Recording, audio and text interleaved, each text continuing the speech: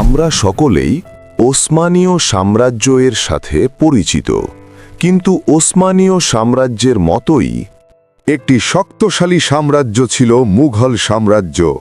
অনেকেই হয়তো এই সাম্রাজ্যের নাম শুনেছি, কিন্তু আমরা এই সাম্রাজ্যের কিভাবে জন্ম হয়, কোন ঘটনার মাধ্যমে এই সাম্রাজ্য প্রতিষ্ঠা হয় তা জানি না।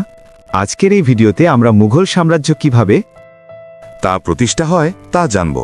হ্যালো, আসসালামু আলাইকুম, আমার নাম Mohammad Ahsan. Welcome to my channel. ভিডিওটি অনেক বড়, তাই আমি এই ভিডিওতে প্রথম চ্যাপ্টার দিয়েছি, দ্বিতীয় চ্যাপ্টার দেখার জন্য সাবস্ক্রাইব করুন। আসুন ভিডিও শুরু করা যাক। একজন গৃহহীন রাজপুত্র, একটি অসম্ভব স্বপ্ন, মুঘল সাম্রাজ্যের উত্থান। বাবর বিজেতাদের বংশধর, কিন্তু নিজের রাজ্য থেকে বিতাড়িত। শূন্য হাতে এক রাজপুত্র, তার চোখ গেল ভারতে। সোনা, মশলা আর 10 কোটি মানুষের দেশ। চূড়ান্ত পুরস্কার 12,000 সৈন্য জাহান্নামের মধ্য দিয়ে এগিয়ে চলল 2,500 কিলোমিটার। পানি পা 1 লক্ষ শত্রু অপেক্ষায়। প্রতিকূলতা 8 মোকাবেলা 1। অসম্ভব, কিন্তু বাবরের ছিল এক গোপন অস্ত্র, বারুদের কামান। ভবিষ্যতের যুদ্ধ কৌশল। ভারত প্রস্তুত ছিল না। কামান গর্জে উঠল, পৃথিবী কেঁপে উঠল। 3 ঘন্টা পরে নতুন সাম্রাজ্যের জন্ম।